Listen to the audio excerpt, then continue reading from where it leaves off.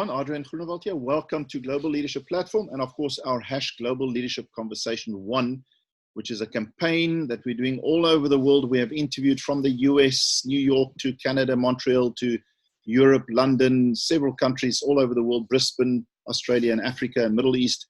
And it's a wonderful privilege to meet all these experts and to ask them these very key questions, two of them. And this is only our first conversation, Global Leadership Conversation 1. We'll see what conversation 2 and 3 brings us, of course. With me today, it's an honor to have HR executive of Servest. It's an organization with over 20,000 employees, but she doesn't just have this corporate experience. She also functioned on her own as a leadership consultant and expert and worked with other organizations. So she would have a strong view, and now she's sitting there trying her best to be a great HR exec for such a huge organization. So, and it's not easy in today's world, but your views on leadership, I'm going to ask you those two questions. First of all, welcome, Lungile. Thank you. Thank you. You look lovely, and it's wonderful to have you on the Global Leadership Platform. Okay, our two questions. The first one, and we'll go to the second one in a moment. What is the most important quality or attribute we need to develop or awaken or improve in leaders if we are going to turn around this global leadership crisis? What's your vote? Yeah. So my view is that we really need to, awaken the desire to serve. I think, most leaders get into these leadership positions and they think it's about them, it's about power, it's about position. And I think if we are to change, society, if we are to change, the leadership dialogue, it really has to focus on how do I, as a leader, serve the people that have entrusted me in the role once and for all. But secondly, how do I serve the people that look up to me? I mean, like you said, in an organization that I work for currently, there's over 20,000 employees who don't have a voice. How do I then represent their voice as an HR leader in this organization? How do I represent their needs and serve them to be better at what they're doing? So if I were to answer your question in a very, very short sentence, we need to awaken that capability to serve and the understanding that we are put in these positions to serve others. Okay, Lungile, that's a powerful one. Maybe not so easy when on face value, we look at our public leaders all over the world. We look at politicians, let's say, and sometimes CEOs who enrich themselves. And we maybe even hear more than ever before with today's technology and the interconnectedness of the world, we hear leaders saying that we need to serve, but we don't necessarily see it. And that rubs off. In our country, we've had a lot of corruption. So that sets a different tone. We've got more books and articles and training on servant leadership, for example, but we're not seeing it enough. So why do you put that one at the top? You could have put 100 other qualities at the top of your list.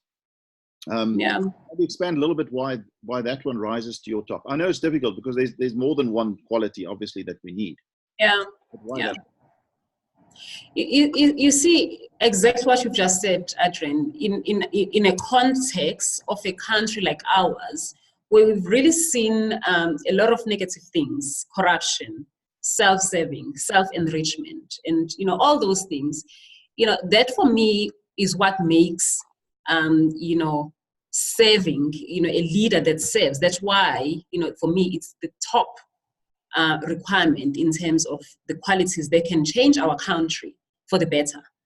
If our leaders were to really understand that they are put in those positions to serve, they're not put in those positions for themselves. They are put in those positions for the benefit of our country. They are put in those positions to make a difference in people's lives.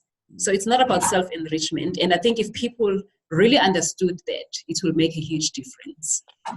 Yeah, I guess one sees that in a leader. Hey, you can see whether a leader is there for position, title, fame, recognition, whatever, insecure type reasons, or really there to serve. And again, it's not easy in our world, but that's a powerful one. The big question, and this is the simplicity of our interview, that's your view of the top quality we have to awaken or develop in leaders. Absolutely. Now, Absolutely. the leadership development industry is multi-billion-dollar strong. You know, it's huge. No doubt in your organization, you're developing leaders and investing in that. How do we, and that's my second question is, how do we best develop or awaken or improve this quality or attribute in leaders? So now leaders go on programs, they learn all sorts of skills and models and philosophies and interesting stuff, and they feel inspired. They go back into the workplace, but they remain themselves. They don't necessarily inherently change. So how do I develop that attitude and desire to serve inside leaders? Is it easy? Is that a value driven from young? I mean, how do we do that? I think as you mature, actually, you gain wisdom, you know. So yes, maybe for a young leader, that might be something, you know, that might be too far-fetched, you know, for a young leader. But if you're talking about a mature leader who has been around, who has seen the challenges that we face, in my view, it shouldn't be that difficult really to develop and to awaken it. Practical example, you know, for me, is that leaders can't serve from their offices. Leaders need to go out there and be with the people. I mean, in my organization, for instance, we've got a lot of people who are really, you know, voiceless, you know, low earning income, entry level kind of jobs. You've got your cleaners, your security guards, and so forth. Now, those people don't have a voice. And if I sit in the office and I assume that I understand their needs, I will miss it completely. So my way of developing our leaders to really become aware of the need to serve is to take them out of the office, go out there and be with the people. And the same applies even with our political leaders. If they're going to sit in their, you know, offices, they'll never understand the needs of the people on the ground level. So for me, the main important way of really developing this quality of the leaders, you know, of serving is to move away from your office, get out of your office, go out there and get involved with your employees, get involved with your communities, get to understand what are the needs, so that when you design strategies, it's not academic or what you think, it's informed by the need out there. And your strategies then can begin to address the challenges that the people that you are serving are faced with on a day-to-day basis. Now, so to answer your question, get out of the office, get involved. Well, that's a brilliant answer. I think sometimes our structures and our environment is not cohesive to that. For example, if I realize the more I move up the structures, the higher up in the building my office goes and the bigger my office becomes, and then eventually people start striving to be in offices rather than to be out there with people. Some organizations have a very open plan scenario, for example, or I guess maybe they back up that philosophy with the structures around and the environment in which leaders serve. There's different ways of emphasizing what you just said, Lungile.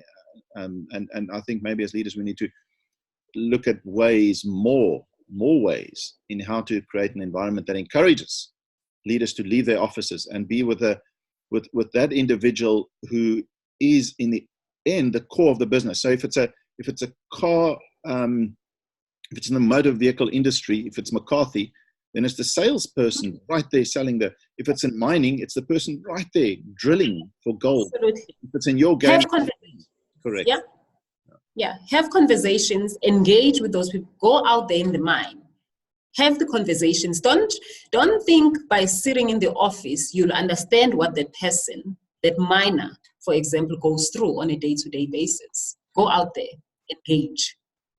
Lungile Langa, thank you so much. So awaken the desire to serve and then somehow motivate leaders to start by going out there and meeting the frontline employees and understanding who they are. And that's the first step to serving them.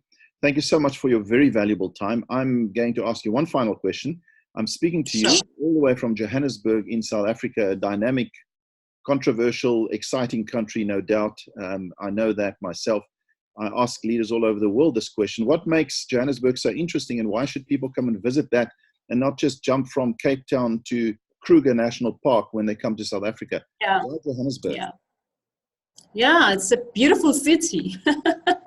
Johannesburg is a beautiful city. I mean, let me talk about, South Africa at large. I think our country is, first and foremost, very diverse, so when you come here, you get to experience, a diversity. I mean, we've got 11 official languages, and, with those different, languages comes different cultures, the food that we eat is very diverse. So I think when you come to South Africa, you really get to experience, especially in particular in Johannesburg, because most people leave their places of birth and come here, to Johannesburg.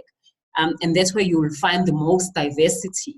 And when you come here, then you get to experience those different cultures, let alone, obviously, the beautiful scenery, the friendliness, the service. I mean, I've also traveled a bit, of the world, and I would safely say our hotels really are the best. The customer service, the space, all of those things, and at a very reasonable price. So I really think, our country, has a lot to offer in terms of customer service, in terms of the diverse culture and the experience that you get here. No, I think South Africa is a microcosm of the world, and Johannesburg is a microcosm of South Africa. So it's a city of gold. It's got everything. It's got a vibe. It's got poverty. It's got wealth. It's got all absolutely awesome. Lots of diversity. Yeah. Langa, HR executive of Servest, a large organization. Thank you for your wonderful wisdom and insights. And you look lovely. It's wonderful to have you on the Global Leadership Platform to join our Global Leadership conversation, the first one, and to put your voice out there. We really appreciate it. Thank you so much. Thank you. Thanks for having me.